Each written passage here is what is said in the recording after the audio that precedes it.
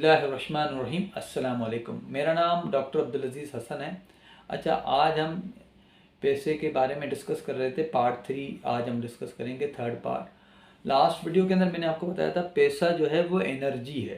पैसा जो है एक एनर्जी है।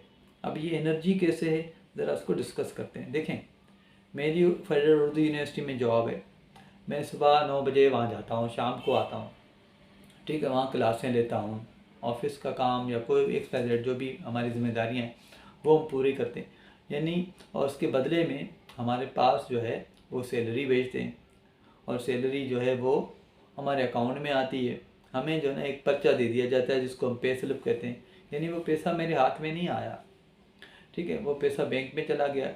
और फिर जो है डेबिट कार्ड की मदद से मैं कहीं पे भी शॉपिंग करनी होती है, इम्तियाज़ मार्केट या चेज़अप या कहीं पे भी एक्सपाइजेड, हम वहाँ जाते हैं और उनको कार्ड देते हैं और वो कार्ड जो है वो स्वैप करते हैं और जो है ना हमारी शॉपिंग हो जाती है। ठीक है, और अगर हमें कभी कैश की ज़रूरत होती है तो डेबिट कार्ड की मदद से हम पैसे कैश निकलवा के घर लेके रख लेते हैं और फिर जो छोटी मोटी शॉपिंग होती है वो हम कैश पे कर रहे होते हैं।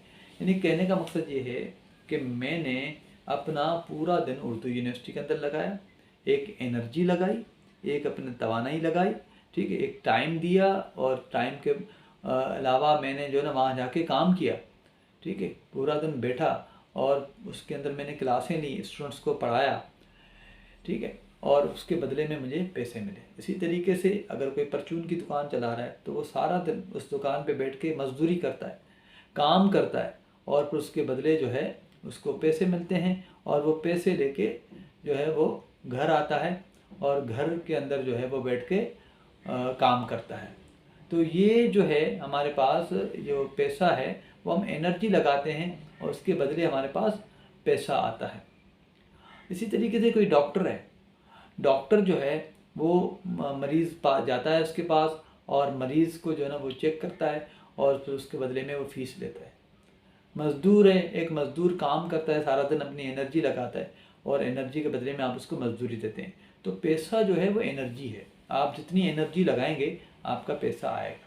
अच्छा, यहाँ आपके जहन में एक सवाल पैदा होगा कि यार डॉक्टर के पास जब हम जाते हैं, डॉक्टर तो 2-4 हज़ार रुपये ले लेता है, 5 मिनट भी नहीं करता स्पेंड।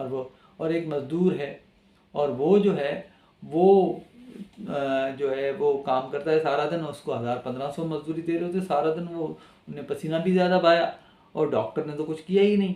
वो तो आया, उसने सिर्फ पूछा और बातें की और जो है ना उन्होंने कुछ दवाइयाँ लिख की और चले गए और हमसे पैसे ले लिए।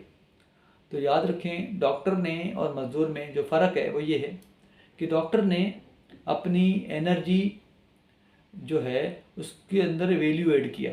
उसने अपनी ज़िंदगी के 10 साल लगाए। ठीक है, और उसकी ज़िंदगी के 10 साल में उसने जो ना अपने जो एनर्जी है उसके अंदर वैल्यू ऐड किया तो हुआ ये कि डॉक्टर की वर्थ जो है वो बढ़ गई।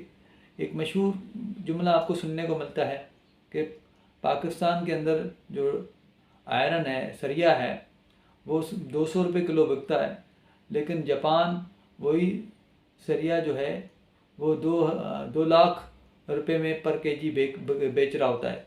रीज़न क्या है कि पाकिस्तान वो सरिया जो है वो रॉ मटेरियल की शक्ल में बेचता है और जापान जो है उसमें से रोबोट्स बना के, उसमें से मोबाइल बना के, उसमें से टेक्नोलॉजिकल चीज़ें बना के वो बेच रहा होता है।